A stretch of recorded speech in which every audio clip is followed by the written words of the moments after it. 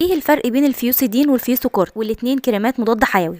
طبعا اللي استخدم مننا الفيوسيدين ساعات بيلاقي في العبوه كده من تحت خط احمر او خط برتقالي او خطين احمر واسود او خط احمر واصفر كده. الفيوسيدين اللي عندنا منه 3 انواع، والنوع الرابع اسمه فيوسوكورت، والعبوه بتاعته بتشبه عبوات الفيوسيدين مع اختلاف لون الخط. ايه الفرق بينهم؟ اول حاجه الفيوسيدين اللي عليه خط احمر وهو كريم خفيف غير لزج سريع الامتصاص، عشان كده بيستخدم في الحالات اللي محتاجه امتصاص سريع.